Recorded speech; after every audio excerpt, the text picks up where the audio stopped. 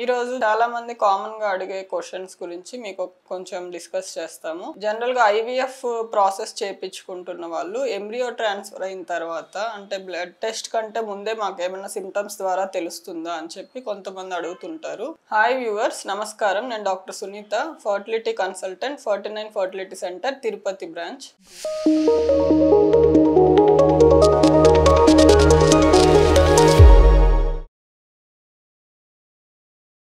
అంటే కొన్ని రకాల అర్లీ సిమ్టమ్స్ అనేటివి కొంతమందిలో ఉంటాయి. కాకపోతే ఇవేంటంటే 100% అనేసి ఉండదన్నమాట.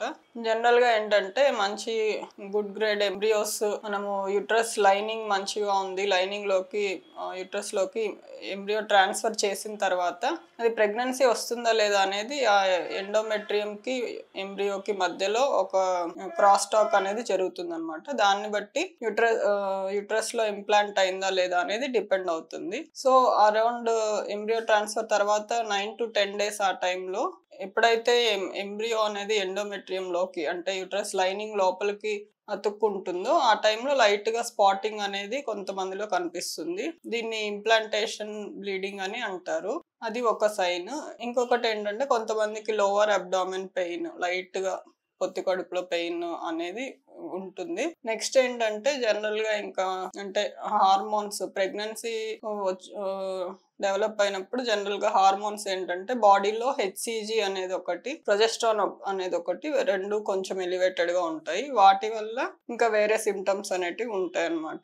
లైక్ అంటే ఎక్కువగా వీక్నెస్ గా ఉండడము, టైర్డ్నెస్ గా అనిపించడము, ఇంకొకటి లైట్ గా నాసియా అంటే వామిటింగ్ సెన్సేషన్ లైట్ గా ఉండడము, కొంచెం బ్రెస్ట్ టెండర్నెస్ ఉండడము, ఇలాంటివన్నీ ఏంటంటే ఆ హార్మోన్స్ వల్ల వస్తుంటాయి. కాకపోతే ఐవీఎఫ్ చేసుకున్న వాళ్ళలో ఎంబ్రియో ట్రాన్స్ఫర్ తర్వాత ఇంజెక్షన్స్ కూడా ఇస్తాం కాబట్టి ఆ ఇంజెక్షన్స్ వల్ల కూడా కొంతమందిలో సిమ్టమ్స్ రావచ్చు. కాబట్టి కంప్లీట్ గా అది ప్రెగ్నెన్సీ వల్లే అనేసి చెప్పలేము. ఇంకా మనకి డెఫినెటివ్ టెస్ట్ ఏంటంటే బీటా హెచ్సిజి చేసుకున్నప్పుడే ప్రెగ్నెన్సీ కన్ఫర్మేషన్ అనేది అవుతుంది. కొంతమందికి బీటా హెచ్సిజి చేసిన తర్వాత వాళ్ళకి పాజిటివ్ వచ్చినా కూడా మాకు సిమ్టమ్స్ ఏం లేవు, ప్రెగ్నెన్సీ అయినా కాదా అని ఇలా అడుగుతుంటారు. సో ఈ స్పెసిఫిక్ సిమ్టమ్స్ అనేటివి 100% అందరిలో ఉంటాయి అనేసి ఉండదు. మనకి కన్ఫర్మేటరీ టెస్ట్ బ్లడ్ టెస్ట్ ద్వారానే కన్ఫర్మ్ చేసుకోవాల్సి ఉంటుంది. కాకపోతే ఇవి జస్ట్ ఒక హింట్స్ లాగా యూస్ చేసుకోవచ్చు. So hope this video is helpful for you. Thank you very much.